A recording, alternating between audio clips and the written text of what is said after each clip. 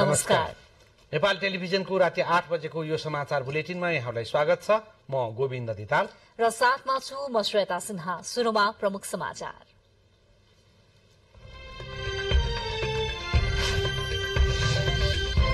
अर्घाखाँचीको पणिनीमा पहिरोमा परि एकै परिवारका 3 बालबालिकाको मृत्यु।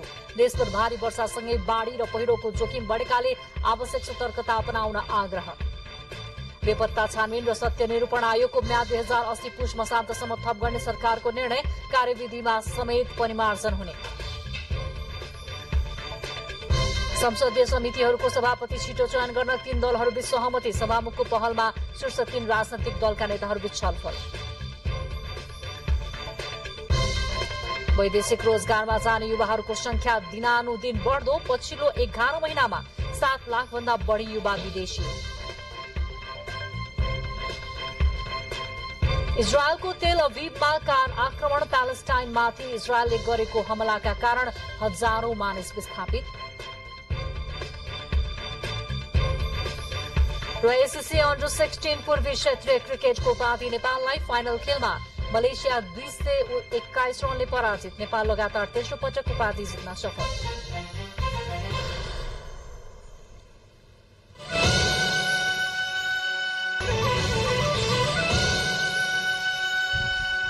अब समाचार विस्तारमा। अर्घाखाँचीको पणिनीमा आज बिहान गएको पहिरोमा परि 3 बालबालिकाको मृत्यु भएको छ। पहिरोले पुरिएका 4 बालबालिका मध्ये 1 को सकुशल उद्धार भएको छ र 3 को मृत्यु भएको पाणिनी गाउँपालिकाका स्थानीय अच्युत गौतमले जानकारी दिनुभयो। घरमाथिबाट खसेको पहिरोमा च्यापिएर उनीहरूको मृत्यु भएको हो। मृत्यु हुनेमा 11 वर्षीय अन्जु राजकोटी, 10 वर्षीय धनबहादुर राजकोटी र 12 वर्षीय खुमबहादुर राजकोटी रहेका छन्। पहिरोबाट उद्धार गरिएको 14 वर्षीय सचिन राजकोटीलाई उपचारको लागि पाल्पा पठाइएको वडा नम्बर 1 का अध्यक्ष कमल पोखरेलले जानकारी दिनुभएको छ। घरमा 6 जना बस्दै आएकोमा 2 जना गोठको काम गरिरहेको अवस्थामा पहिरो खसेकोले 2 जना भने बाँचेका थिए। यसैबीच यता गोर्खामा आफ्नै धनसार भत्किएर पुरिँदा 1 महिलाको मृत्यु भएको छ। गण्डकी गाउँपालिका 4 पाटापाटीकी 41 वर्षीय मीना बरामको आज बिहान आफ्नै धनसार भत्किँदा मृत्यु भएको जिल्ला प्रहरी कार्यालय गोर्खाले जनाएको छ। पछिल्लो 24 घण्टादेखि काठमाडौँ लगायत देशभरका पहाड़ी जिल्लाहरूमा भारी वर्षा भइरहेको छ। पाल्पा र अर्घाखाँचीमा अझ धेरै झरी परेको छ। पहाड़ी जिल्लाहरू भएर बग्ने खहरे खोलाहरूमा आकस्मिक बाढ़ी आउन सक्ने भन्दै मौसमविदहरूले उच्च सतर्कता अपनाउन आग्रह गरेका छन्। केही दिन यता काठमाडौँ उपत्यका सहित देशभर निरन्तर वर्षा भइरहेको छ। सोमबारदेखि मंगलबारको अन्तरालसम्म पाल्पा जिल्लामा सबैभन्दा बढ़ी 280 मिलिमिटर भारी वर्षा भएको छ। त्यस्तै दोस्रो स्थानमा भारी वर्षा हुने जिल्लामा अर्घाखाँचीमा 156 मिलिमिटर र दाङमा 142 मिलिमिटर वर्षा भएको मौसम पूर्वानुमान महाशाखाले जनाएको छ। हाल देशमा मनसुनी वायुको प्रभाव रहेको छ। स्याङ्जा, तनहु, पाल्पा, गुल्मी, रूपन्देही र आसपासमा भारी वर्षा भइरहेको छ। उक्त स्थानका खहरे खोलाहरूमा आकस्मिक बाढ़ी आउने सम्भावना औल्याउँदै महाशाखाले पहाड़का कमजोर भिरालो जमीनमा पहिरोको जोखिम रहने जनाएको छ। अबको 3 दिनसम्ममा ती जिल्लाहरूमा अति भारी वर्षा हुने र बिहिबारबाट मौसम सुधार आउने महाशाखाले जानकारी दिएको छ। गण्डकी प्रदेश र लुम्बिनी प्रदेशका पहाड़ी भूभागहरूमा चाहिँ भारी वर्षा हुन सक्ने, कति ठाउँमा चाहिँ धेरै भारी वर्षा हुन सक्ने देखिन्छ। त्यसले गर्दा ती क्षेत्रमा चाहिँ अलिकति हामी सतर्कता अपनाउनु पर्ने हुन्छ। ती क्षेत्रबाट बहने नदीहरू जस्तो तिनाउ नदी भयो होइन, अगाडिको नदी राप्तीहरू, यिनीहरूमा चाहिँ अलिकति बाढीको बहाव पनि बढी हुन सक्ने, ती क्षेत्रका पहाडी भूभागमा पहिरोहरू जान सक्ने, बाटो अवरुद्ध हुन सक्ने यी कुराहरू हुन सक्छ। जस्तो पाल्पा बुटुल खण्डको बाटोहरू भयो होइन, यतापट्टि चाहिँ आउँदाखेरि यो लुम्बिनी यो प्रदेशबाट पहाडी भूभागमा जाने बाटाहरू रुकुमतिर भयो, ती क्षेत्रहरूमा चाहिँ पहिरोको जोखिम पनि हुन सक्ने देखिन्छ। यो वर्षको मनसुन जेठको 31 गतेबाट शुरू भएकोमा असार 8 गतेबाट देशभर प्रवेश गरेको थियो। शुरूआती चरणमा देशको पूर्वी भूभागबाट प्रवेश गर्दै गर्दा ठूलो धनजनको क्षति गरायो। हाल गण्डकी, लुम्बिनी र सुदूरपश्चिम प्रदेशमा सामान्यदेखि पूर्ण बदली रही बाँकी प्रदेशमा आंशिकदेखि सामान्य बदली रहेको महाशाखाले जानकारी दिएको छ। कोशी, गण्डकी र लुम्बिनी प्रदेशका केही स्थानहरूमा र बाँकी प्रदेशका थोरै स्थानहरूमा मेघ गर्जन चट्याङसहित हल्कादेखि मध्यम वर्षा भइरहेको महाशाखाले जनाएको छ। यसैबीच गत वैशाखदेखि असार 18 गतेसम्ममा बाढ़ी पहिरोमा परि 26 जनाको मृत्यु भएको तथ्याङ्क राष्ट्रिय विपद जोखिम न्यूनीकरण तथा व्यवस्थापन प्राधिकरणको छ। क्यामेरामा अशोक कुमार बस्नेतको साथमा मानवी बानिया, नेपाल टेलिभिजन, काठमाडौँ। देशभर झरी परिरहेकै छ र पहाडी जिल्लामा खास गरी यो झरीको सीधा प्रभाव परेको छ। पहाडी जिल्लाका कतिपय ठाउँमा पहिरो गएको छ भने कतिपय ठाउँमा बाटोहरू बन्द हुँदा आवत जावतमा समस्या परेको छ, यात्रुहरू अलपत्र परेका छन्। यसै क्रममा पहिरोका कारण अवरुद्ध भएको बुटवल पाल्पा सडक खण्ड एकतर्फी सञ्चालनमा आएको छ। सिद्धार्थ राजमार्ग अन्तर्गत तानसेन नगरपालिका 8 गौडे पुल नजिकै खसेको पहिरो पन्छाएर राजमार्ग एकतर्फी रूपमा सञ्चालनमा आएको हो। बिहान 11 बजे खसेको पहिरो पन्छाएर एकतर्फी रूपमा सवारी आवागमन खुला गरिएको जिल्ला ट्राफिक प्रहरी कार्यालय तानसेनले जनाएको छ। एकतर्फी रूपमा सडक सञ्चालन भए पनि हलुका सवारी साधन र अत्यावश्यक सवारी साधन मात्र गन्तव्यमा पठाइएका छन्। पहिरो गएको क्षेत्रमा पुनः पहिरो खस्न सक्ने जोखिम भने कायमै रहेको प्रहरीले जनाएको छ। यता नारायणगढ मुगलिन सडक खण्डमा अस्थायी प्रहरी पोस्ट स्थापना गरिएको छ। प्रहरीका पहिराका कारण सडक खण्ड पटक पटक अवरुद्ध भएर यात्रुले शास्ति पाएपछि आजदेखि अस्थायी प्रहरी पोस्ट स्थापना गरिएको हो। वर्षातको समयमा हुन सक्ने घटनालाई दृष्टिगत गर्दै इच्छाकामना गाउँपालिका 6 स्थित जलबिरेमा प्रहरी पोस्ट स्थापना गरिएको जिल्ला प्रहरी कार्यालय चितवनका प्रवक्ता प्रहरी नायब उपरीक्षक विजयराज पण्डितले जानकारी दिनुभयो। पोस्टमा प्रहरी सहायक निरीक्षकको नेतृत्वमा ट्राफिक सहित 6 जना तैनाथ रहनेछन्। पोस्ट स्थापनापछि लाइफलाइनका रूपमा रहेको सो सडक खण्डमा हुन सक्ने विपदका घटनाबाट हुने क्षतिलाई न्यूनीकरण गर्न सहज हुने विश्वास लिएको छ। समाचारको क्रममा अब केही बेर विज्ञापनको पालो। अब बाँकी समाचार। सरकारले बेपत्ता पारिएका व्यक्तिको छानबिन आयोग र सत्य निरूपण तथा मेलमिलाप आयोगको कार्यविधि विक्रमसम्म 2080 पुष मसान्तसम्म थप गर्न बाधा अड्काउ फुकाउको निम्ति आदेश जारी गर्ने भएको छ। सिंहदरबार स्थित प्रधानमन्त्री तथा मन्त्री परिषदको कार्यालयमा आज बसेको मन्त्री परिषदको बैठकले यस्तो निर्णय गरेको हो। बैठकले निजामती सेवाको राजपत्राङ्कित विशिष्ट श्रेणीको रिक्त पदमा घनश्याम उपाध्यायलाई बढुवा गर्ने निर्णय पनि गरेको संचार तथा सूचना प्रविधि मन्त्री रेखा शर्माले जानकारी दिनुभएको छ।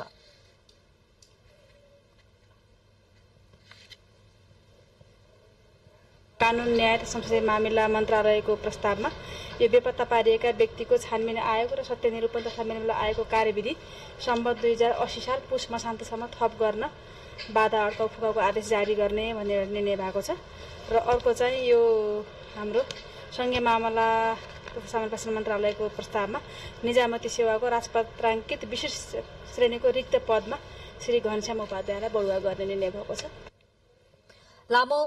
लामो समयदेखि रोकिएको प्रतिनिधि सभाको विषयगत समितिका सभापतिहरू चयनको अब प्रक्रिया शुरू हुने भएको छ।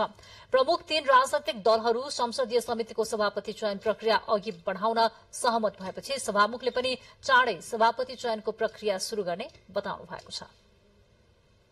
प्रतिनिधि सभाको निर्वाचन सम्पन्न भएको 8 महिना बितिसक्दा समेत विषयगत समितिका सभापति चयन हुन सकेका छैनन्।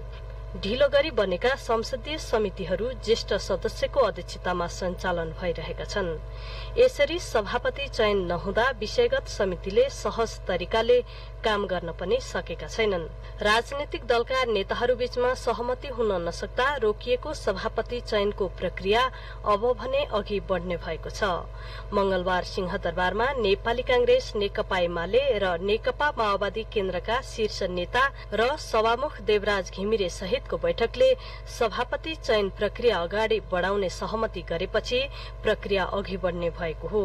छलफलमा सभामुख घिमिरेले लामो समयदेखि संसदीय समितिमा सभापति चयन हुन नसक्दा विधेयकहरूको दफावार छलफल हुन नसकेको तथा विषयगत समितिले आफ्नो क्षेत्रको काम पनि प्रभावकारी रूपमा सम्पन्न गर्न नसकेको भन्दै सभापति चयनमा छिटो सहमति गर्न आग्रह गर्नुभएको थियो।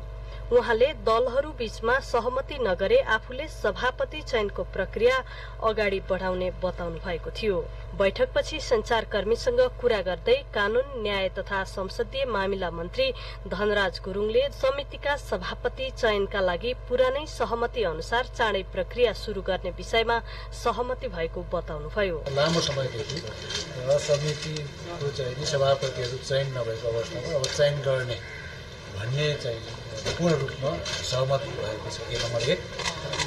अर्को विषय चाहिँ यो जुन राजनीतिक रूपमा पनि अलिकता विकृति विसङ्गतिहरू देखिएका छन्, त्यसलाई पनि समाधान गर्दै लैजाने र मेन स्ट्रिममा जुन सङ्घीय लोकतान्त्रिक गणतन्त्र नेपालको मेन स्ट्रिमलाई बलियो बनाएर लिएर जाने कुरामा तिनैजना नेता शीर्ष नेताहरूको बिचमा सभामुखजीको समुपस्थिति मेरो पनि उपस्थिति रहेर चाहियो। संचारकर्मीसँग कुरा गर्दै सभामुख देवराज घिमिरेले संसदीय गतिविधिलाई सक्रिय बनाउन समितिका सभापति चयन गर्ने गरी तुरुन्तै प्रक्रिया शुरू गर्ने बताउनुभयो।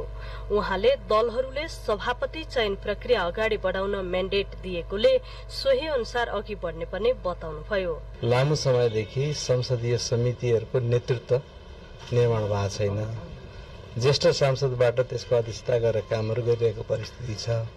त्यो परिस्थितिलाई अब तुरन्त अन्त्य गर्नुपर्छ। यसमा तपाईहरुको केही सल्लाह सुझाव छ, मलाई चुनाव गर भन्नुहुन्छ कि मिलाउनुहुन्छ कि के गर्नुपर्छ, ल यो अब तुरन्त गरौँ, तपाईहरुले यसमा चाहिँ गर्नु भएन भने मैले आफ्नो स्टेप चाल्नुपर्ने हुन्छ भन्न मैले यसकै लागि उहाँहरूलाई मूलतः संसदीय गतिविधिलाई प्रभावकारी पार्नको लागि यिनै कुराहरू राखे। यिनै कुराको बारेमा छलफल सरसल्लाह परामर्श आदि इत्यादि। निर्वाचन प्रक्रिया कसरी अगाडि बढाउने भन्ने विषयमा सभामुखले दलका प्रमुख सचेतकहरूसँग छलफल गर्ने बताइएको छ। क्यामेरामा ध्रुव थापाका साथ सलोजा दाहाल, काठमाडौँ। राष्ट्रिय सभाको आजको बैठकमा आर्थिक विधेयक 2080 र राष्ट्र ऋण उठाउने विधेयक 2080 टेबल भएका छन्। राष्ट्रिय सभाका सचिव डाक्टर सुरेन्द्र अर्यालले प्रतिनिधि सभाबाट सन्देशसहित प्राप्त 2 विधेयक टेबल गर्नुभएको हो।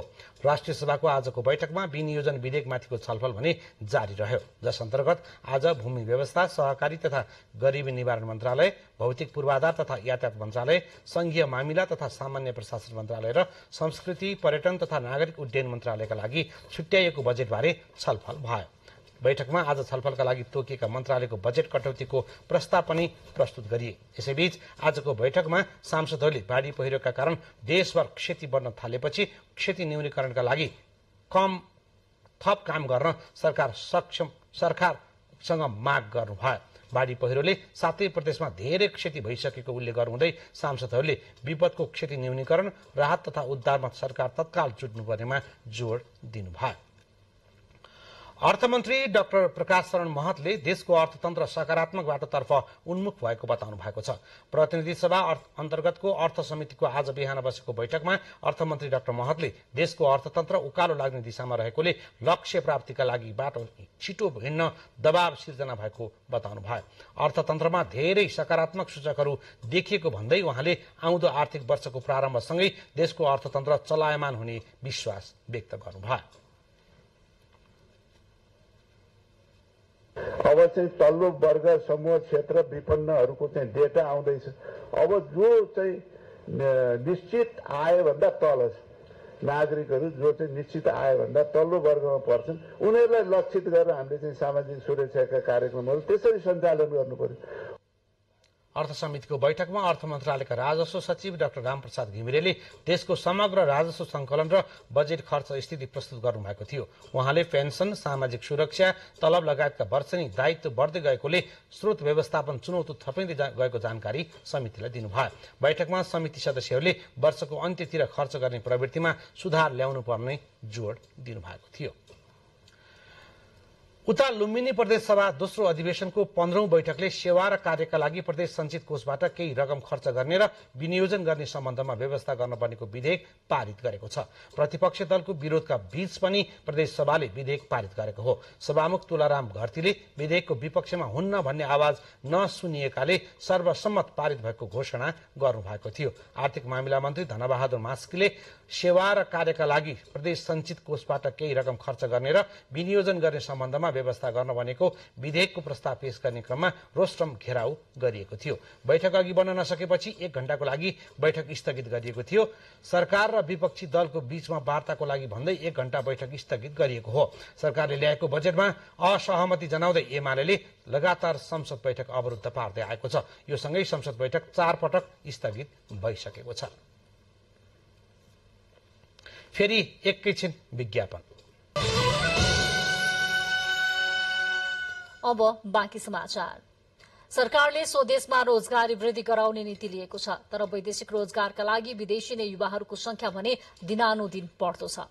तथ्याङ्क अनुसार पछिल्लो 11 महिनामा 7 लाख बढ़ी नेपाली युवा विदेशिएका छन्। सरकारले स्वदेशमा रोजगारी वृद्धि गराउने नीति लिएको छ, तर वैदेशिक रोजगारीको लागि विदेशी नै युवाहरूको त्रिभुवन अन्तर्राष्ट्रिय विमानस्थलमा भने लामै लर्को देखिने गरेको छ। वैदेशिक रोजगार विभागको तथ्याङ्कले पनि रोजगारीको खोजीमा पछिल्लो 11 महिनामा 7,20,000 भन्दा बढ़ी युवाले श्रम स्वीकृति लिएका छन्।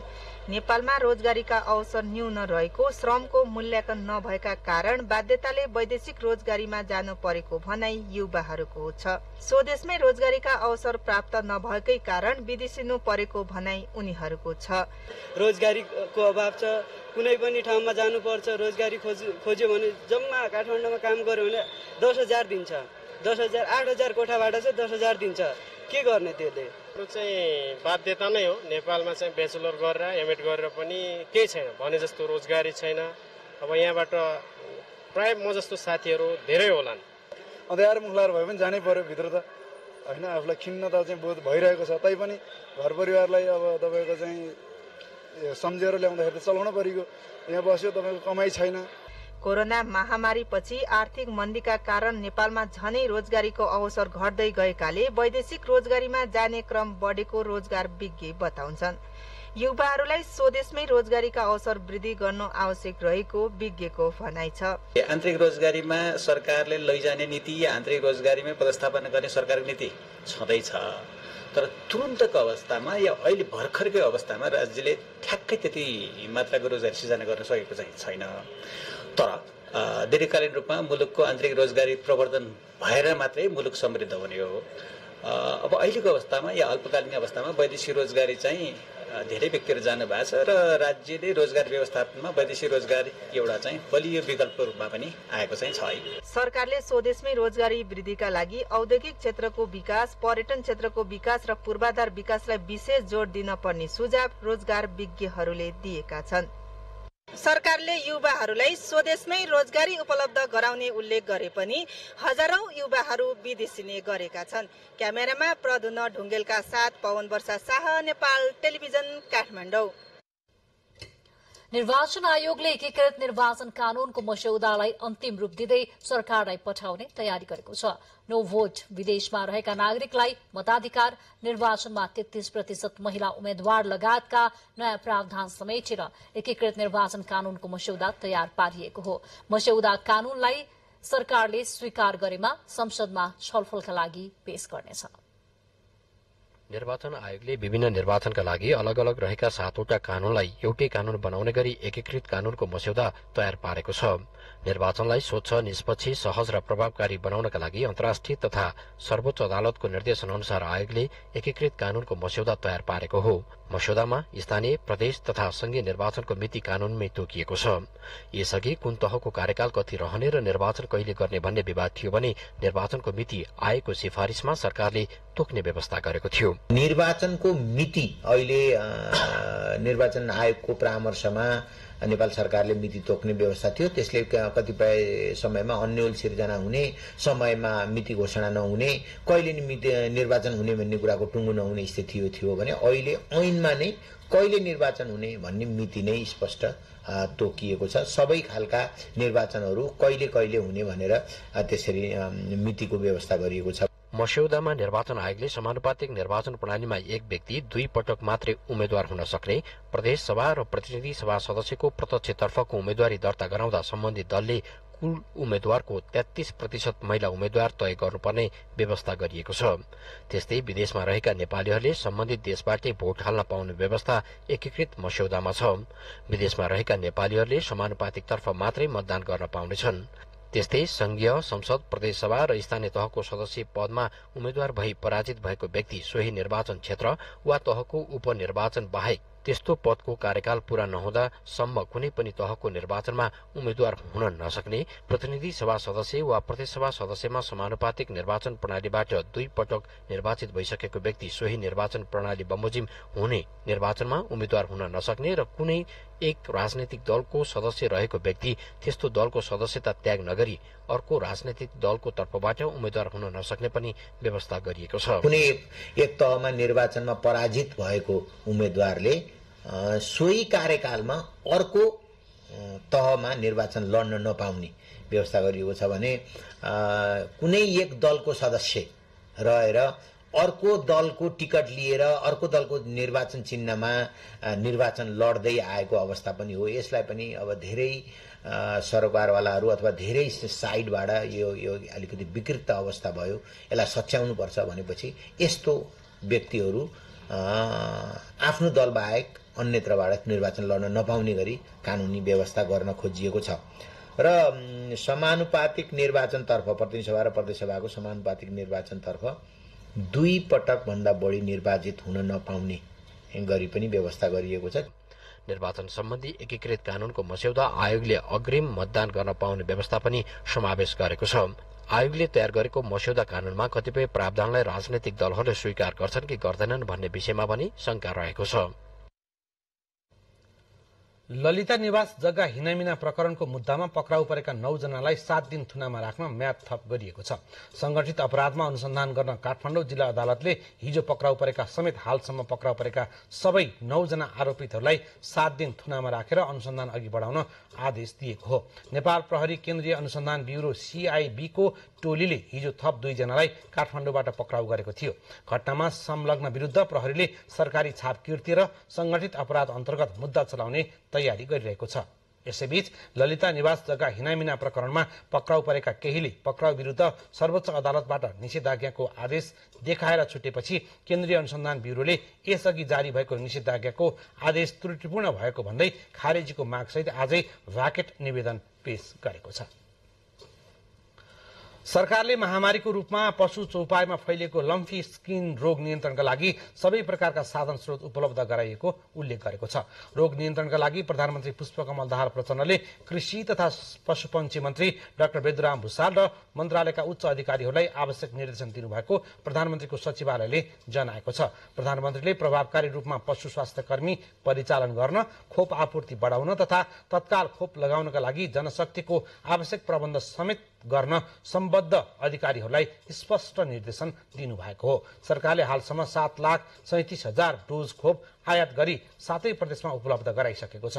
पशु सेवा विभागका अनुसार 1,72,128 वटा पशु चौपाईमा खोप लगाइसकिएको छ।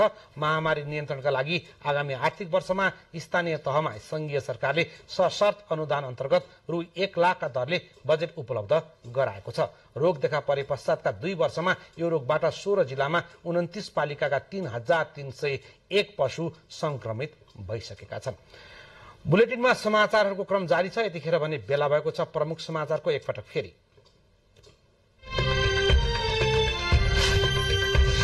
अर्घाखाँचीको पणेनामा पहिरोमा परि एकै परिवारका 3 बालबालिकाको मृत्यु। देशभर भारी वर्षासँगै बाढी र पहिरोको जोखिम बढेकोले आवश्यक सतर्कता अपनाउन आग्रह।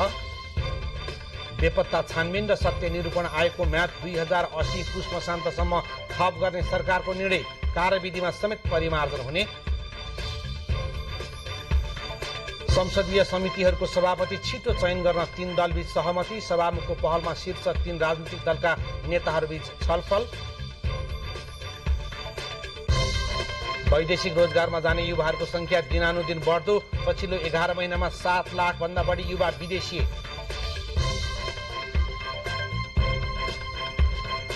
इजरायलको तेल अभिवमा कार आक्रमण। प्यालेस्टाइनमाथि इजरायलले गरेको हमलाका कारण हजारौं मानिस विस्थापित। र एसिसी अन्डर-16 पूर्वी क्षेत्रीय क्रिकेटको उपाधि नेपाललाई। फाइनल खेलमा मलेसिया 221 रनले पराजित। नेपाल लगातार तेस्रो पटक उपाधि जित्न सफल। स्वास्थ्य तथा जनसंख्या मन्त्रालयले अस्पतालहरूमा निशुल्क शय्या उपलब्ध गराउने कार्य जारी राखेको छ। अस्पताल खोल्दा 10% गरीब, निमुखा र असहायको लागि बेड उपलब्ध गराउनुपर्ने सम्झौता भएको, तर कार्यान्वयनमा नआएका अस्पतालहरूको अनुगमन गरी उपचार सहितको शय्या निशुल्क गराउन थालिएको हो। नेपालमा खुलेका सरकारी तथा निजी मेडिकल कलेजहरूले जम्मा बेडको 10% बेड गरीब, निमुखा, असहाय तथा विपन्न नागरिकका लागि उपचार सहित निशुल्क गर्नुपर्ने प्रावधान छ। बिहान बेलुका खानादेखि उपचार सहितको बेड निशुल्क दिनुपर्ने भनिए पनि देशभरका अधिकांश अस्पतालमा यो सुविधा नै छैन। तर यसपटक स्वास्थ्य तथा जनसंख्या मन्त्रालयले अस्पताल खोल्न स्वीकृति लिँदा तोकिएका मापदण्ड अनुसार उपचार भएका छन् कि छैनन् भन्ने विषयमा अनुगमन गर्न शुरू गरेको छ। अनुगमनपछि पहिलो पटक काठमाडौँको वीर अस्पतालमा 700 जनरल बेडमा खानेकुरा र उपचार सहित निशुल्क उपचारको व्यवस्था गरिएको छ। कान्तिबाल अस्पतालमा 248, शुक्रराज ट्रपिकल तथा सरुवा रोग अस्पतालमा 60, परोपकारी प्रसूति तथा स्त्री रोग अस्पतालमा 450, शहीद गंगालाल राष्ट्रिय हृदय रोग अस्पतालमा 90 बेड निशुल्क गरिएको छ।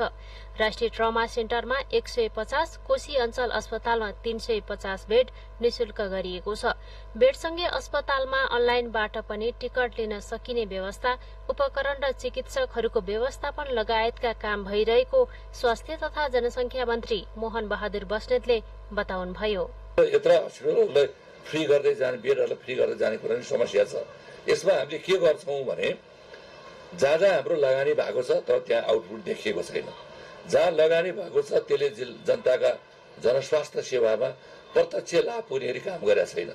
त्यस्ता खालका ठाउँका बजेटलाई कटौती गरेर हामी यो आधारभूत आवश्यकता ठाउँमा हामी दिन्छौं र यो अब केही दिनभित्रमै हामी संघीय अस्पतालहरूको बेडहरू यो गरिब, विपन्न, असहाय र बेवारिसका लागि त्यो व्यवस्था गरिसकेपछि प्रदेश र स्थानीय तहमा पनि समन्वय गरेर त्यहाँ पनि यो निशुल्क गर्दै जाने कुरामा हामी अगाडि बढ्छौं। निशुल्क बेड पाउनका लागि विपन्न नागरिकको कार्ड चाहिन्छ। हाल 22 जिल्लाका नागरिकले यो कार्ड पाइसकेको र कार्ड नभएका नागरिकले ओडाको सिफारिसमा पनि उपचार गर्न पाउनेछन्। मन्त्रालयले समय समयमा अनुगमन गरिरहने र अनुगमनका क्रममा पटक पटक कमजोरी भेटाइएको खण्डमा कानून बमोजिम कारबाही गर्ने जनाएको छ।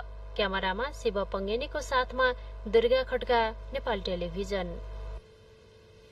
नेपालमा 1 दर्जन भन्दा बढ़ी विश्वविद्यालयहरू सञ्चालनमा छन्, तर ती विश्वविद्यालयहरूमा भर्नाको समय र मितिमा एकरूपता कायम हुन सकेको छैन। यसकारण विद्यार्थीहरूको समय खेर जानुको साथै शैक्षिक गुणस्तरमा ह्रास आएको छ। अर्कोतर्फ अन्तर्राष्ट्रिय स्तरमा नेपालका विश्वविद्यालयहरूको विश्वसनीयतामा कमी आएका कारण हजारौं विद्यार्थी उच्च शिक्षाका लागि विदेशी नै गरेका छन्। यसै समस्यालाई समाधान गर्नका लागि विश्वविद्यालय अनुदान आयोगले छलफल शुरू गरेको छ। नेपालका विश्वविद्यालयहरूको पढाइ कहिले सुरु हुन्छ, कहिले अन्त्य हुन्छ भन्ने टुङ्गो नै छैन। अर्कोतर्फ परीक्षा भइहाल्यो भने पनि नतिजा आउनका लागि महिनौं कुर्नुपर्छ। सेमेस्टर प्रणाली भनिए पनि पढाइ पूरा गर्न 4 वर्ष लाग्ने गरेको छ। शिक्षा मन्त्रालय, विश्वविद्यालयका पदाधिकारी तथा राष्ट्रिय योजना आयोगका सदस्य समेत यस विषयमा चिन्तित छन्। 12 क्लास दिन तयारी गर्दा नगर्दा उनीहरूले आइएलटिएस या टफल तयारी गरिसक्छन्। पहिलो वर्षमा 72 पढ्न बाहिर जाने चलन छ। यो ठुलो चुनौती हो र यो रोगको एउटा सबैभन्दा ठुलो जड कारण चाहिँ एकाडेमिक क्यालेन्डर ठिक ढङ्गले लागू नहुने नै हो। हाम्रो क्यालेन्डर छैन, हामी समयमा परीक्षा दिन सकेनौँ।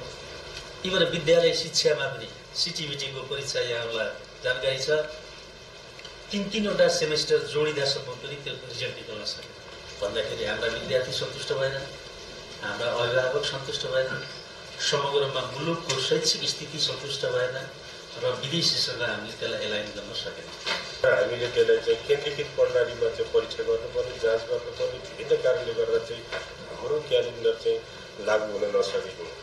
यही समस्यालाई समाधान गर्नका लागि विश्वविद्यालय अनुदान आयोगले उच्च शिक्षाको राष्ट्रिय शैक्षिक क्यालेन्डर निर्माण सम्बन्धमा संवाद सुरु गरेको छ। आयोगले प्रस्ताव गरेको क्यालेण्डर अनुसार कक्षा 12 को परीक्षाफल प्रकाशन भएको मितिले 60 दिनभित्र स्नातक तहको भर्ना गरिसक्नु पर्नेछ। चिकित्सा शिक्षा, इन्जिनियरिङ विधा र वार्षिक प्रणालीमा सञ्चालन हुने कार्यक्रमहरूको पठन पाठन ढिलोमा मङ्सिर 1बाट सुरु गर्नुपर्ने प्रस्ताव आयोगले गरेको छ। सेमेस्टर प्रणालीमा कक्षा सुरु भएको 90 कार्यदिनभित्र निर्धारित पाठ्यक्रम सक्नुपर्ने र कक्षा सुरु गरेको दिनदेखि 5 महिनाभित्र अन्तिम परीक्षा सम्पन्न गर्नुपर्नेछ। राजनैतिक अस्थिरता तथा विद्यार्थीको बन्द हडताल र पदाधिकारी नियुक्तिमा हुने ढिलाइ, परम्परागत ढंगबाट परीक्षा प्रणाली सञ्चालन हुनु तथा विभिन्न विश्वविद्यालयहरूको आफ्नै समस्याका कारण पनि आयोगले प्रस्ताव गरेको एकीकृत क्यालेण्डर कार्यान्वयनमा भने शंका देखिएको छ। ईश्वर महर्जनका साथ रविचन्द्र पराजुली, नेपाल टेलिभिजन। विश्वविद्यालय शिक्षापछि अब एकैछिन विद्यालय शिक्षाको कुरा गरौं। दैलेख जिल्लाका दुर्गम गाउँहरूमा अत्याधुनिक विद्यालयका भवनहरू निर्माण भएका छन्। विद्यालय भवन निर्माणसँगै यसअघि वर्षाको समयमा पानी चुहिएर नियमित पठन पाठन नै प्रभावित हुने अवस्था टरेको छ।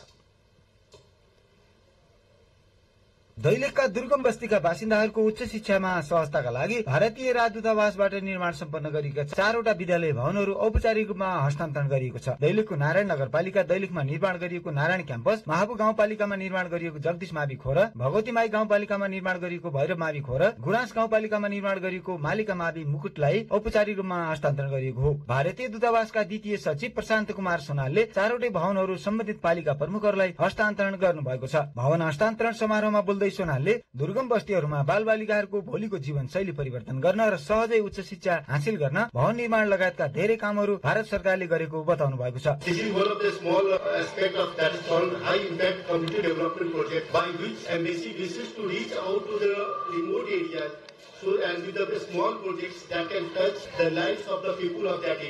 जिल्ला समन्वय समितिका प्रमुख नमराज शाहीले अत्याधुनिक भवनहरू जसरी भारत सरकारले निर्माण गरिदिएको छ, नेपाल सरकारले पनि 100 वर्षसम्म दिगो हुने गरी प्रभावकारी रूपमा विकासका कामहरू गर्नुपर्ने नीति लिन आग्रह गर्ने बताउनु भएको छ। 100 वर्षसम्म रहिरहने यो असाध्यै बलियो निर्माणका भवनहरू भारत सरकारले नेपाललाई अथवा दैलेख जिल्लालाई बनाइदिएकोमा भारत सरकारलाई धेरै धेरै धन्यवाद दिन चाहन्छु। भारतमा जागिरको सिलसिलामा काम गरेका भूतपूर्व भारतीय सैनिकहरूले दूतावास मार्फत गरेको आग्रह सुनेर दैलेखका दुर्गम स्थानहरूमा विद्यार्थीहरूको लागि पक्की भवन निर्माण गरिदिएकोमा धन्यवाद दिँदै अन्य सुविधाहरूको लागि पनि सहयोग गर्न भारतीय भूतपूर्व सैनिक संगठन नेपालका केन्द्रीय लेखा समिति अध्यक्ष खगेन्द्र लामाले बताउनु भएको छ।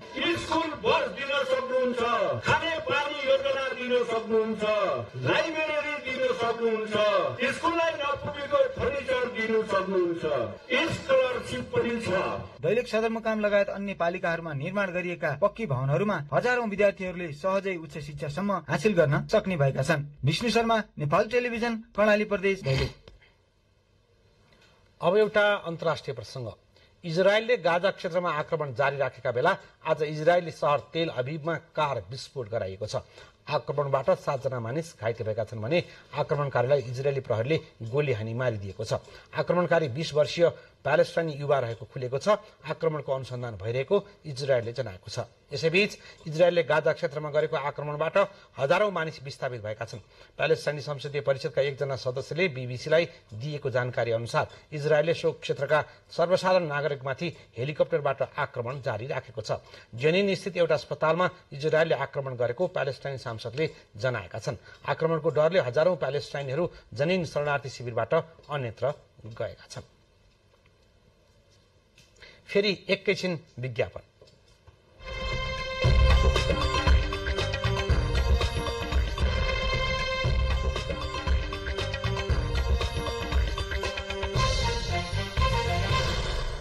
अब आर्थिक समाचार।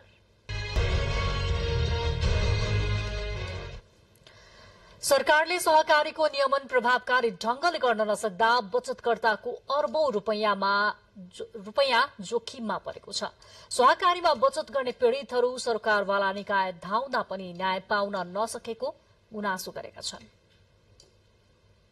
मेरो बचत फिर्ता पाउनुपर्छ, बचतको समव्यासहित 10 लाखको, अनि अर्को पनि सहकारी संस्थामा मेरो 15 लाखभन्दा बढी 20-30 लाख कति पर्छ। त्यो रकम मैले चाहिँ पहिला राख्दाखेरि मैले यो 3% बढी रकम तिरेर मैले झिक्न पाउँछु भने राख्छु, अन्यथा राखिदिनु भन्दा पाउनुहुन्छ भनेर राखेको। त्यो उहाँहरू नदिएर 3 महिना भइसक्यो, अहिलेसम्म पैसा दिनुभएको छैन। प्रहरी प्रशासनमा कानुन खोज्न गयौँ, त्यहाँबाट हुँदैन भन्नुभयो। सहकारी विभाग जानु भन्नुभयो, सहकारी विभाग जाँदाखेरि यो प्रदेशमा दर्ता भएको हो, हेटौँडा जानु भन्नुभयो, हेटौँडा गयौँ। हेटौँडा जाँदाखेरि पनि हेटौँडाबाट पनि उहाँलाई लेटर चाहिँ आयो, तर लेटर आएपछि हामीलाई पनि बोलाउनु पर्ने रहेछ, हामी बचतकर्तालाई पनि। तर उहाँहरूको मात्रै के कुरा भयो, हामीलाई त केही जानकारी भएन। त्यही भएर हामी यहाँसम्म धर्ना हाल्न आइसकेका छौँ। केही पनि छैन, हाम्रो माग पनि सिम्पल एउटै छ, हामीले सहकारीमा राखेको पैसा फिर्ता देऊ। मुलुकका विभिन्न भागबाट आएर विगत 32 दिनदेखि काठमाडौँको माइती घरमा अनसन बसेका सर्वसाधारण बचतकर्ताका भनाइ हुने, आफूले जम्मा गरेको रकम सुरक्षित रूपमा राख्नका लागि बचत गरेका यी बचतकर्ता सहकारी सञ्चालकहरू रकम लिएर भागेपछि आफ्नो गुनासो सरकारलाई सुनाउन र न्यायको खोजीका लागि अनसनमा बसेका हुन्। यी र यस्तै हजारौं बचतकर्ताको रकम लिएर सहकारीका सञ्चालकहरू फरार भएको भन्दै चालु आर्थिक वर्षमै सहकारी विभागमा ठगी सम्बन्धी 827 वटा उजुरी परेका छन्। तर सहकारी विभागले भने फितलो कानूनी व्यवस्थाका कारण सहकारी क्षेत्रको प्रभावकारी रूपमा अनुगमन गर्न नसकेको बताउँछ। संविधानको अनुसूची 8 अनुसार सहकारी संस्था दर्ता, खारेजी, अनुगमन र निरीक्षण लगायतका सम्पूर्ण अधिकार स्थानीय तहलाई दिएको छ। यसबाहेक सहकारी नियमनको विषयलाई संविधानले संघको एकल अधिकार सूचीमा र संघ तथा प्रदेशको साझा अधिकार सूचीमा समेत राख्दा समस्या देखिएको भनाइ विभागको छ। हामी आम पीडित बचतकर्ता जुनसुकै नियमन निकायको पीडित बचतकर्ता यहाँ आए पनि हामीले उहाँहरूको निवेदन उजुरीलाई रेस्पोन्स गर्छौँ र सम्बन्धित सरकारको जुन कार्यक्षेत्र हो त्यो कार्यक्षेत्रमा पठाउने, सहजीकरण गर्ने, यही छलफल गराएर निकास निस्कन्छ भने बोलाएर छलफल पनि गराउने। त्यसबाहेक सम्बन्धित स्थानीय तह होस् वा प्रादेशिक कार्यक्षेत्र भएको संस्था होस्, त्यो संस्थाका व्यवस्थापक र सञ्चालकलाई हामी यहाँ बोलाएर उसको एकागारको सम्पत्ति जायज यथा र उसले सहकारीको सम्पत्ति प्रयोग गरेर खोलिएका कम्पनीहरू छन् भने त्यो जायज यथा समेत तिरेर पैसा फिर्ता गर्न म मन्जुर छु भन्ने टाइपको मन्जुरीनामा समेत सञ्चालकलाई गराएर हामीले पठाइरहेको अवस्था अहिले छ। हाल मुलुकभर सञ्चालनमा रहेका कति सहकारी संस्थाहरू समस्यामा छन्, ती सहकारी संस्थाहरूमा बचतकर्ताको कति रकम बचत छ भन्ने एकीकृत तथ्याङ्क विभागसँग छैन। सहकारीहरूको नियमन गर्ने जिम्मेवारी संघीय सरकारको भए पनि पर्याप्त कानून नभएको भन्दै सहकारी विभाग तथा अन्य निकायले भने व्यवस्था गर्दै आएका छन्। अर्थतन्त्रको विकासमा महत्वपूर्ण भूमिका खेल्ने सहकारी क्षेत्रको अनुगमन प्रभावकारी नहुँदा हजारौं बचतकर्ताको रकम जोखिममा परेको छ। क्यामेरामा अनुप घिमिरेका साथमा कमला अरियाल, नेपाल टेलिभिजन, काठमाडौँ। यो साताको शुरूआती 2 दिन ओह्रालो लागेको नेपाल स्टक एक्सचेन्ज नेप्से परिसूचक आज दोहोरो अंकले बढेको छ। आजको कारोबारमा नेप्से परिसूचक 12.73 अंकले बढेर 2088.70 अंकमा कायम भएको हो। आज विभिन्न 282 कम्पनीका 64,50,934 किता शेयर 46,731 पटक खरिद बिक्री हुँदा 2,57,61,40,128 रूपियाँ बराबरको कारोबार भएको छ। नेप्से परिसूचकसँगै सबै समूहको उपसूचक पनि हरियो देखिएको छ। सबैभन्दा धेरै होटल तथा पर्यटन समूह 133.34 र निर्जीवन बीमा समूह 78.07 अंकले बढेको छ। सिलसिला आर्थिक समाचारकै छ। खास गरी पहाड़ी जिल्लाहरूमा कुनै बेलामा मुख्य खाद्य बालीको रूपमा मानिने कोदो खेती अहिले बिस्तारै लोप हुन थालेको छ। मानिस काम गर्ने मानिसको अभाव र खेतीबाट खासै आमदानी हुन नसक्ने भएपछि मानिसहरूले खेती लगाउनै छोडे। त्यस्तो त लगाइको खेती पनि बाँदरको कारणले गर्दा त्यति भित्र्याउन सक्दैनन् किसानहरू। यसै क्रममा स्याङ्जामा कुनै समय मुख्य खाद्यान्न बालीका रूपमा स्थापित कोदो खेती अहिले लोप हुने अवस्थामा पुगेको छ। व्यावसायिक रूपमा खेती गर्ने किसानको संख्यामा कमी आउँदा परम्परागत मुख्य खाद्यान्न बालीको रूपमा स्थापित कोदो खेती लोप हुने अवस्थामा पुगेको हो। कोदो उत्पादनका लागि मुख्य क्षेत्र मानिएको जिल्लाका बिरुवा गाउँपालिकाको सपाउदे, वालिङ नगरपालिकाको पितलेक र कालीगण्डकी गाउँपालिकाको कोटाकोट क्षेत्रमा पछिल्लो समय कोदोको उत्पादन कम हुँदै गएको छ। रैथाने बाली लोप हुन थालेपछि कृषि ज्ञान केन्द्र स्याङ्जाले कोदो, फापर लगायत रैथाने बाली संरक्षणका लागि प्रोत्साहन स्वरूप बिउ बिजन र कृषि सामग्री वितरण गर्न थालेको छ। अब खेल समाचार।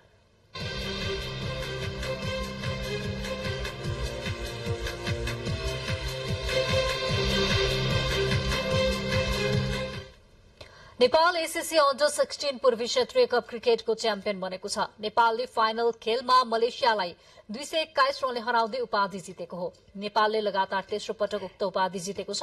नेपालले यसअघि सन् 2017मा सिंगापुरलाई तथा 2019मा मलेसियालाई हराउँदै उपाधि जितेको थियो।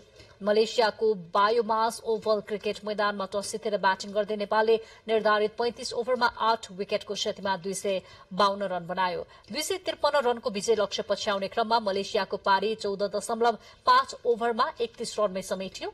मलेसियाका लागि मोहम्मद अक्रमले 10 रन बनाए। अन्य खेलाड़ीले दोहोरो अंकको रन बचाउन सकेनन्। बलिङतर्फ नेपालका लागि कप्तान अभिषेक तिवारीले 6 ओभरमा 1 मेडन राख्दै 7 रन दिएर 5 विकेट लिए। यस्तै सन्तोष यादवले 3 तथा सागर गैरीले 1-1 विकेट लिए।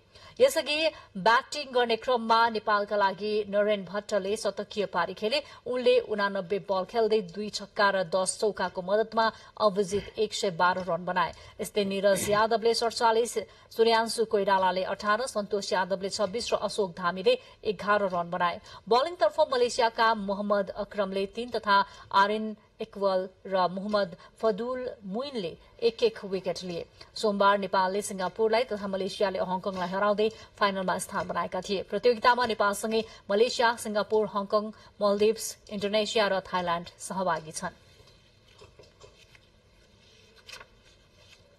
प्रसंग क्रिकेटकै छ। जिम्बाब्वेमा भइरहेको आईसीसी 1 दिवसीय विश्वकप छनौट प्रतियोगितामा नेपाल 8 स्थानमा सीमित भएको छ।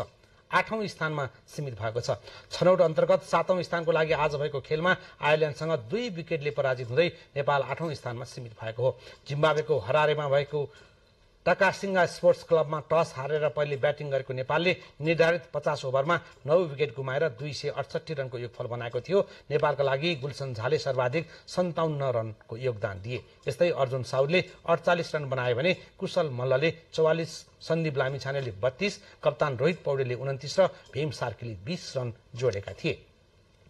आयरल्याण्ड विरुद्धको खेलमा सन्दीप लामिछाने र गुलसन झाले 8औं विकेटका लागि कीर्तिमानी 80 रनको साझेदारी गर्न सफल भए। नेपालले दिएको 269 रनको लक्ष्य पछ्याएको आयरल्याण्डले पछ्याएको थियो। आयरल्याण्ड विरुद्ध नेपालका लागि करण केसीले 3, किशोर महतोले 2 तथा गुलसन झा र सन्दीप लामिछानेले समान 1-1 विकेट लिए। यता भारतमा भइरहेको साफ फुटबल प्रतियोगिताको उपाधिका लागि आयोजक भारत र कुवेत बीच प्रतिस्पर्धा भइरहेको छ। बेंगलुरुमा भइरहेको फाइनल प्रतिस्पर्धाको मध्यान्तरसम्म दुवै तर्फबाट 1-1 गोल भएको छ। दक्षिण एसियाली फुटबल महासंघ साफले यस पटकदेखि साफ च्याम्पियनशिपलाई अझ प्रतिस्पर्धात्मक बनाउन दक्षिण एसिया बाहिरका 2 टोली कुवेत र लेबनानलाई आमन्त्रण गरेको थियो। नेपालकै समूहमा रहेको कुवेत पहिलो सहभागितामै प्रतियोगिताको फाइनलमा पुगेको हो। गत सिजनको उपविजेता रहेको नेपाल भने समूह चरणबाटै बाहिरिसकेको छ।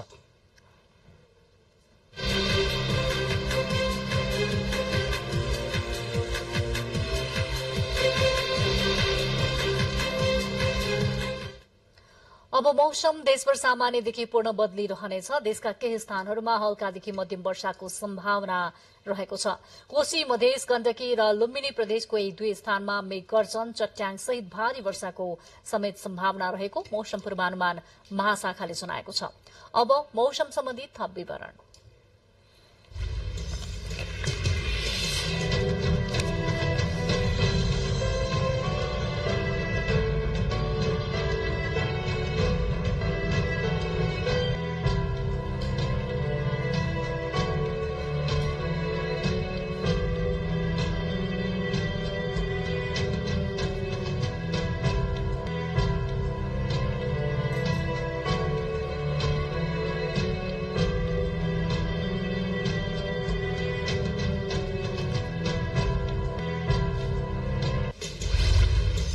बुलेटिनको अन्त्यमा प्रमुख समाचार पुनः एकपटक।